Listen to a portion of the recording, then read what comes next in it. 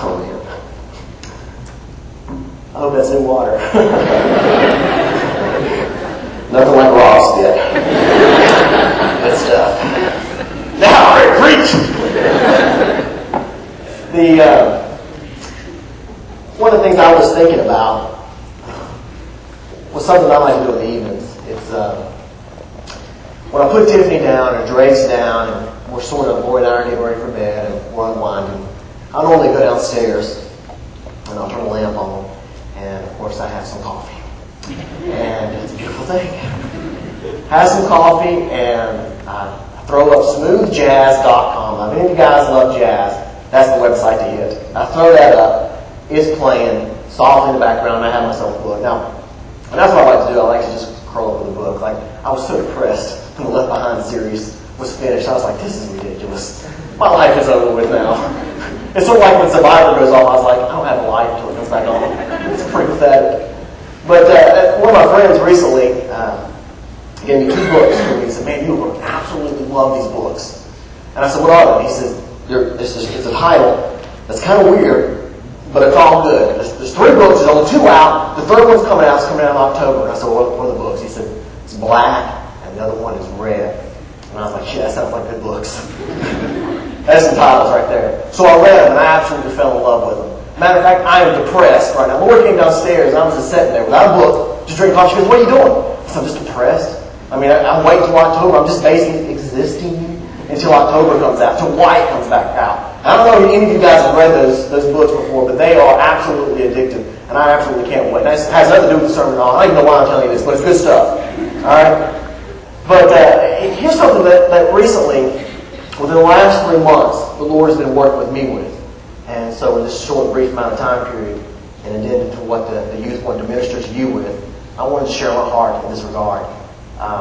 Speaking of books, there's a book that I recently read. I'm going to flash it up here. Blue Like Jazz. I have no idea if you've read this book, but I'm going to tell you, you will not be disappointed if you read this book.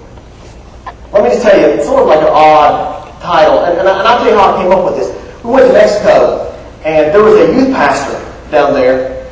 He was from Alabama. And we got on the bus as soon as we got on the plane, and we were heading over to the camp down in the middle of Guadalajara.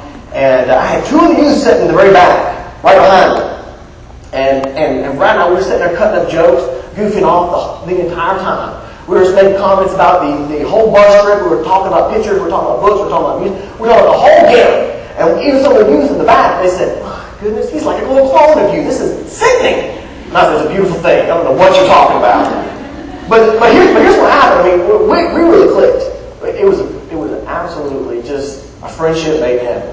I mean, one time he even said, Michael, this is exactly what he said. He said, Michael, the world would be a better place if everyone was like you.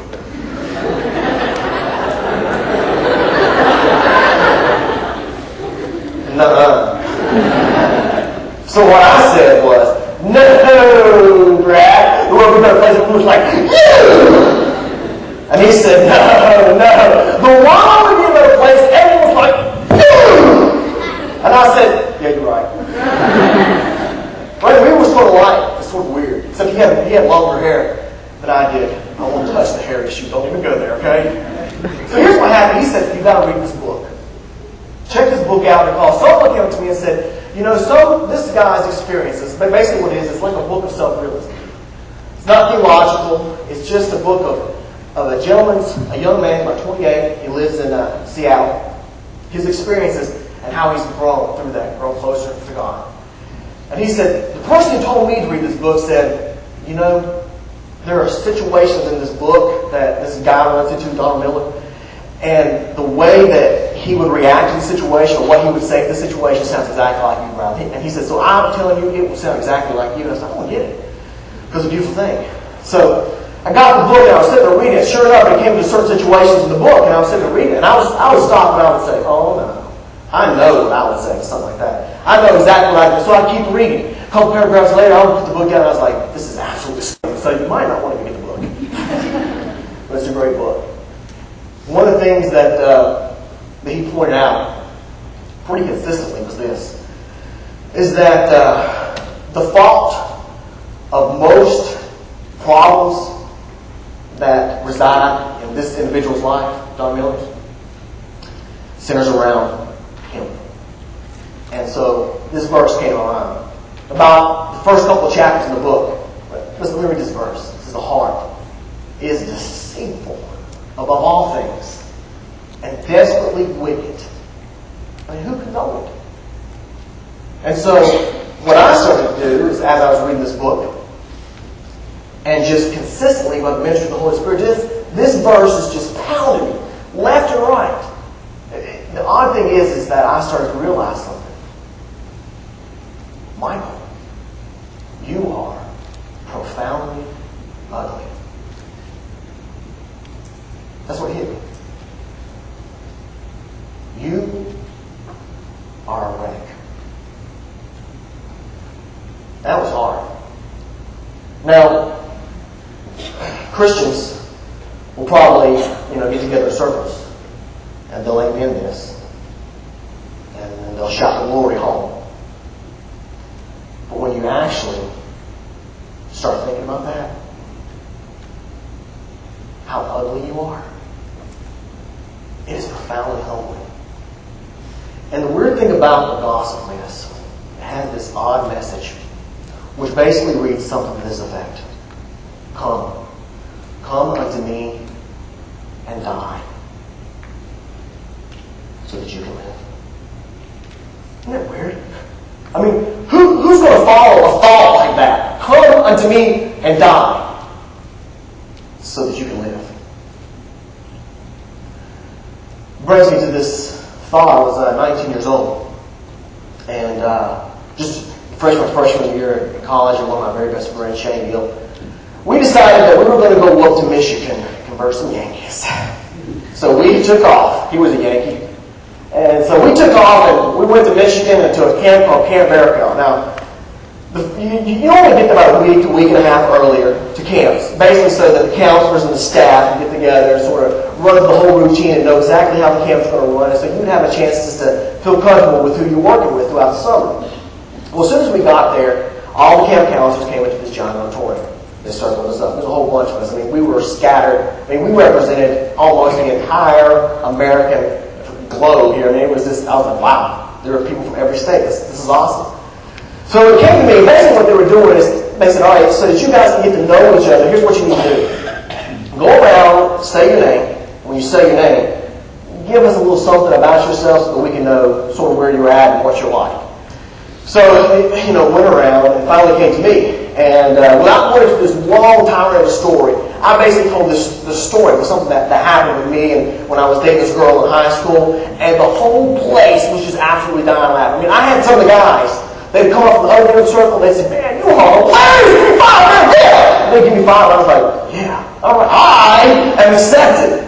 And so what would happen is throughout the whole week, the guys would see me, and what they would refer to me is, they wouldn't refer to me as Mike Sullivan. They'd come up to me and they would say, funny man, give me 5! And I'd be like, that's right. And the reason is because I was accepted. They loved the story I told. They were laughing about it. It was a beautiful thing. So normally at camp, you have this time just to break away and you have some quiet time. And so I had this quiet time. I was sat out overlooking God's creations. Real early in the morning, so the sun was rising. I was overlooking the lake. And it's weird. As God brought this verse back up to my mind. And I started thinking about a couple of things. And I became profoundly humbled. And then I started asking myself, what is of utmost importance in my life? I mean, what is really important to me? Is it my status among some people whom I just have met that refer to me as Mr. Funny Man? Or is it my relationship with God? So, I left my devotions and I went to breakfast. I had breakfast. Some of the guys would walk on the path, and sure enough, there's about 4 of them and a girl. And they said, funny man, what's up? And I give them 5, and they said, dude, you are hilarious, man. And my response to them was, you think so? Yeah, man, that was hilarious. That was the funniest story of everybody. And I was like, wow, it never happened. Can't believe I said that. Felt like an idiot just as soon as I said it. I said, you have totally demeaned yourself, buddy. You were way up here. Now you're like scum. The guys just looked at me like, said, what? And I said, yeah, it never happened. I don't know what to tell you. I mean, it was a lie. I'm not going to try to spin it, try to tell you why I lied. I just did. And so I guess I need to tell everybody else, huh?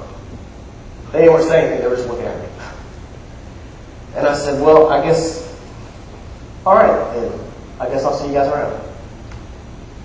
The girl comes up to me a little bit later. Her name was Christine. She gives me this great big hug. And I thought she was just trying to cheer me up. And this is what she said to me.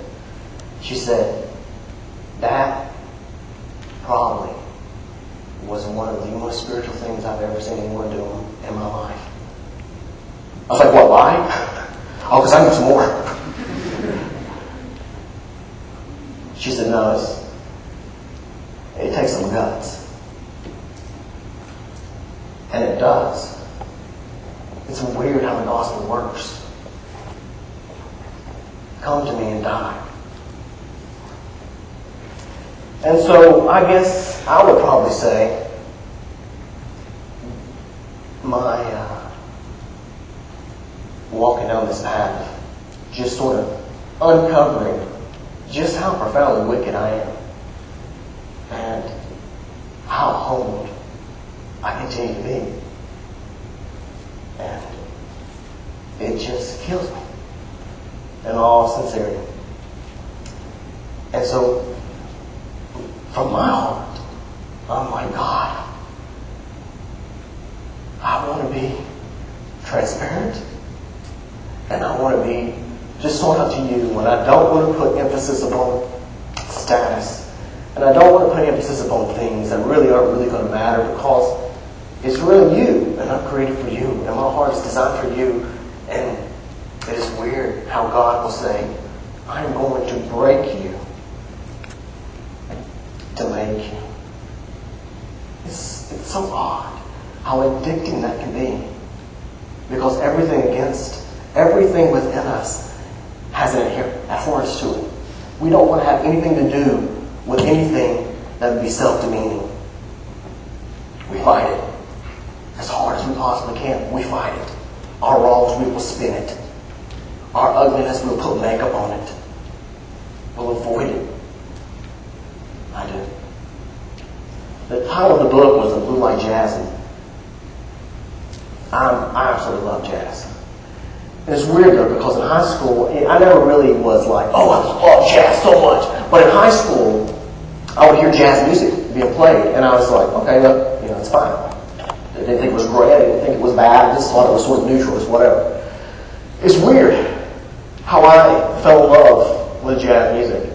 I was a freshman, and I went by and got myself a latte, and they were having like a jazz festival downtown in Winston-Salem. So I walked over there and was just sort of seeing some of the open air jazz that was taking place. And I sat there in one of these open air arenas, and I was watching. I really didn't care too much for the guy's clothes or his hair, but I'm sitting there just listening to jazz, and I've heard this a million times before, and there was nothing really over and above this guy's talent versus any other talent of a jazz musician I'd ever heard of. But this is what struck me. I was watching him love it. And I did. I sat there for 30 minutes watching him love jazz. And it was like something within me said, man, that's something else. And I guess it's like blue like jazz. That's why he called it like that. That he wants to be blue like jazz. That he wants people to be able to look at him and no spin job, no makeup, just, look man, I love God, but I'm telling you right off the bat, I'm profoundly ugly. And it's weird how something like that, how people can look at something like that and become addicted to it. And say, I love it. And I want people to be able to look into my life. All the rough parts, all the flaws, but at least me struggling, wrestling, and say, I'm in love with this. I'm in love with this. That's what I want for the youth. That's what I want for my life.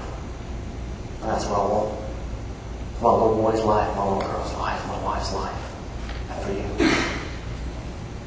So that you'll be blue like jazz. And people will just look at you and your transparency and your honesty and just fall in love with Christianity. When I ask the praise team, they're going to come up and they're going to close this in an invitational song. But as they're coming up, I just want to close this in prayer and encourage anyone that if they would like to come to the front to pray. And maybe something within your life is rotten. Maybe you have some confessing to do. Maybe you wronged some people. Maybe you've told a bunch of lies. And it may be tough for you to swallow self and pride. Before I pray, I just want to leave you with what Jesus would say. Come and die so that you might live.